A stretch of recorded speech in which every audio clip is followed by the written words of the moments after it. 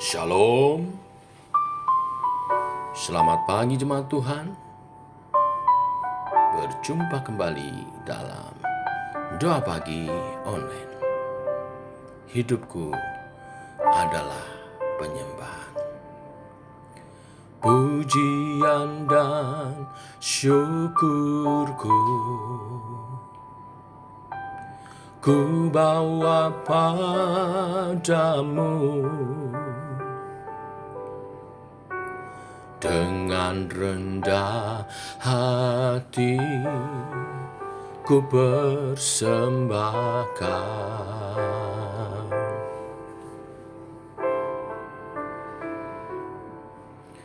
Sadar bila ku ada hanya karena anugerah, bukan karena kekuatanku.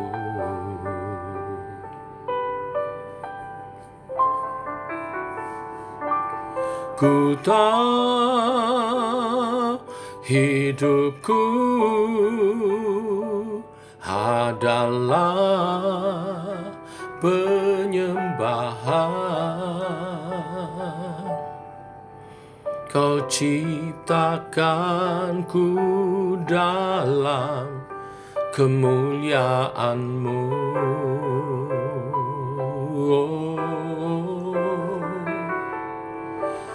Ku tahu hidupku berharga di mata-Mu. Segenap hidupku persembahkan.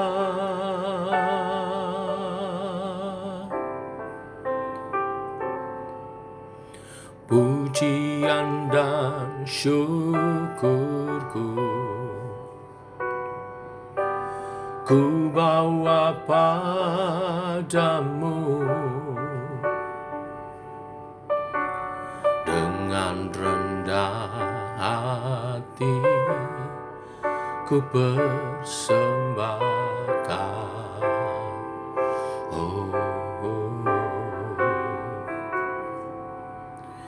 Sadar bila ku ada hanya karena anugerah, bukan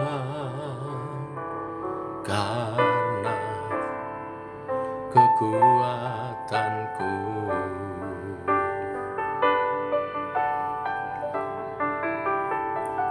Ku tahu hidupku adalah penyembahan. Kau ciptakanku dalam kemuliaan-Mu.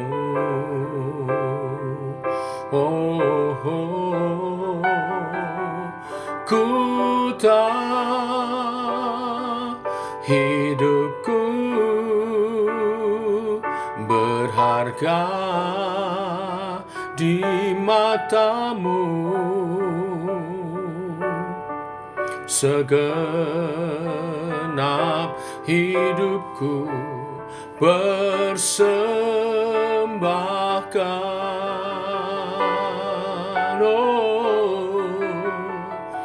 Ku tahu hidupku adalah penyembahan. Kau ciptakanku dalam kemuliaan-Mu.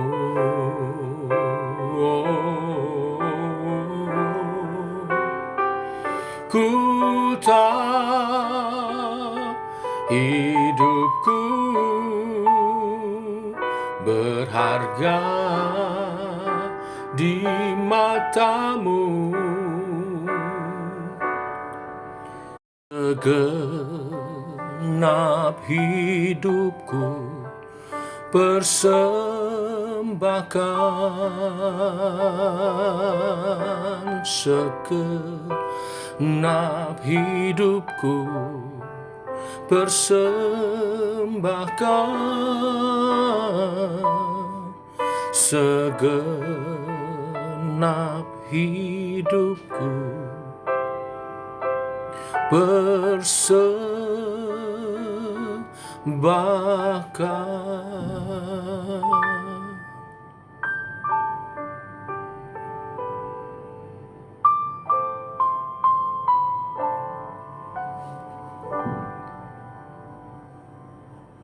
Tiba waktunya untuk kami merenungkan firman-Mu, bahwa kami mengerti kehendak-Mu atas hidup kami, sehingga kami dapat mempersembahkan hidup kami untuk kemuliaan nama-Mu, segenap hidup kami. Bimbing oleh kebenaran firman yang sebentar kami renungkan. Dalam nama Tuhan Yesus. Amin. Bapak Ibu, kita akan merenungkan firman Tuhan, Imamat pasal 27. Sebetulnya ayat 1-34, nanti dibaca saja sampai selesai. Tetapi pagi ini kita baca ayat 1-8 saja. Demikian firman Tuhan. Tuhan berfirman kepada Musa, berbicaralah kepada orang Israel dan katakan kepada mereka, apabila seorang mengucapkan nazar khusus kepada Tuhan mengenai orang menurut penilaian yang berlaku untuk itu, maka tentang nilai bagi orang laki-laki dari yang berumur 20 tahun sampai yang berumur 60 tahun, nilai itu harus 50 sikal perak, ditimbang menurut sikal kudus. Tetapi jikalau itu seorang perempuan, maka nilai itu harus 30 sikal. Jikalau itu mengenai seorang dari yang berumur 5 tahun sampai yang berumur 20 tahun, maka bagi laki-laki nilai itu haruslah 20 sikal. Dan bagi perempuan 10 sikal. Jikalau itu mengenai seorang dari yang berumur 1 bulan sampai yang berumur 5 tahun, maka bagi laki-laki nilai itu harus 5 sikal perak. Dan bagi perempuan 3 sikal perak. Jikalau itu mengenai seorang yang berumur 60 tahun atau lebih, jikalau itu mengenai laki-laki, maka nilai itu harus 15 sikal, dan bagi perempuan 10 sikal. Tetapi jikalau orang itu terlalu miskin untuk membayar nilai itu, maka haruslah dihadapkannya orang yang dinasarkannya itu kepada imam, dan imam harus menilainya sesuai dengan kemampuan orang yang bernasar itu. Imam harus menentukan nilainya. Bapak Ibu, bagian terakhir dari kitab Imamat berbicara tentang peraturan kudus mengenai membayar nasar dan persembahan persepuluhan. Nasar adalah permintaan khusus kepada Tuhan, di mana saat ia meminta permintaan khususnya itu, seseorang berjanji memberikan persembahan tertentu sebagai pembayaran nasarnya. Di Imamat pasal 27 ini diatur waktu itu ada 3 macam hal yang bisa dijadikan pembayaran nasar. Pertama, manusia. Namun karena orang yang bukan suku Lewi tidak bisa melayani di kemah suci waktu itu, maka diganti dengan uang dalam nilai tertentu.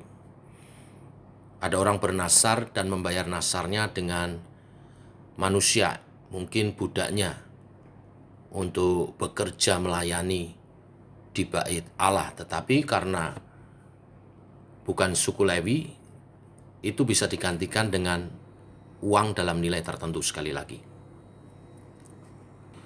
adanya perbedaan nilai nasar antara laki-laki dan perempuan mungkin disebabkan bahwa secara fisik laki-laki lebih kuat daripada perempuan, juga usia dan sebagainya. Yang kedua, seseorang bisa membayar nasarnya dengan hewan kurban yang halal. Binatang haram boleh dijadikan pembayaran nasar, tetapi karena tidak bisa dipersembahkan sebagai kurban, maka bisa diganti dengan uang yang nilainya setara dengan hewan kurban yang halal. Mungkin nanti ditukar ya dengan hewan kurban yang halal. Yang ketiga yaitu dengan harta orang yang bernasar itu. Harta itu bisa berupa tanah, ladang, maupun rumah. Tetapi karena tanah orang Israel ada peraturan tahun Yobel, maka untuk pembayaran nasar berupa tanah atau ladang diatur lagi sedemikian rupa. Pentingnya di sini Bapak Ibu bahwa nasar, janji kepada Allah itu harus dibayar, karena tidak dibayar akan mendatangkan dosa. Tuhan mengatur sedemikian rupa supaya setiap umat Tuhan yang bernasar dapat membayar nasarnya. Oleh sebab itu Tuhan mengatur bila seseorang tidak mampu membayar nasarnya karena keadaan ekonominya, dia bisa datang kepada imam, dan imam akan dengan bijaksana menentukan nilai penggantinya sesuai kemampuan ekonominya. Jadi pentingnya di sini adalah kerinduan hati untuk taat membayar apa yang sudah dijanjikannya kepada Tuhan. Pengkhotbah 5 ayat 4 dan 5 mengatakan, kalau engkau bernasar kepada Allah, janganlah menunda-nunda menepatinya. Karena ia tidak senang kepada orang-orang bodoh. Tepatilah nasarmu. Lebih baik engkau tidak bernasar daripada bernasar tetapi tidak menepatinya. Selanjutnya mengenai persepuluhan. Persepuluhan di sini dikatakan adalah milik Allah. Harus dikembalikan. Yaitu 1/10 dari segala berkat yang kita terima. Bila hal itu mengenai ternak, di sini diatur dengan sederhana. Setiap kali dihitung, pada hitungan yang ke-10 itu milik Allah. Dengan catatan yang terbaik. Dengan demikian berkenan kepada Tuhan. Inilah berkat firman hari ini. Bayarlah nasarmu dan kembalikan persepuluhan milik Tuhan. Segala bentuk ketaatan kepada Tuhan mendatangkan berkat-berkatnya. Tuhan memberkati. Amin. Mari kita berdoa. Bapa, kami mengucap syukur untuk kasih dan rahmat-Mu yang selalu baru. Untuk berkat-berkat-Mu sepanjang kehidupan kami. Pagi hari ini Engkau mendidik kepada kami untuk taat kepada Tuhan. Untuk setia kepada Tuhan, menghormati Tuhan, lebih dari segala harta kekayaan yang sesungguhnya juga adalah berkat yang dari-Mu. Dalam pergumulan hidup kami, kerap kami berdoa dengan bernasar. Dan bila Tuhan memberkati keinginan, kerinduan, permintaan doa kami itu, kami diingatkan untuk harus membayar nasar kami. Dan juga mengembalikan persepuluhan milik Tuhan sebagai bukti ketaatan. Tuhan, terima kasih Engkau mengingatkan pagi ini. Karena sikap kami terhadap nasar dan perpuluhan menunjukkan ketaatan kami kepadamu. Kami mau taat, menghargai Tuhan lebih dari segala berkat yang Engkau limpahkan. Karena Engkaulah sumber berkat kami. Diberkati umat Tuhan, diberkati lumbung-lumbungnya, usaha pekerjaannya, apa yang dikerjakan oleh tangan umat-Mu menghasilkan yang terbaik karena berkat Tuhan, karena penyertaan Tuhan. Sebagaimana Engkau membuat sukses hamba-hambamu di Alkitab seperti Yusuf, Daniel, dan juga Daud yang taat kepada Tuhan, membayar nasarnya, dan mengembalikan persepuluhan milik Tuhan. Maka Engkau menjaga kehidupan kami, menjaga rumah tangga kami, menjaga usaha pekerjaan kami, bagi hormat kemuliaan nama Tuhan. Biarlah hidup umat Tuhan makin hari makin berkenan kepadamu. Inilah doa kami pagi hari ini, menyertai sepanjang hari berjalan bersama dengan Tuhan. Dalam nama Tuhan Yesus kami berdoa. Amin.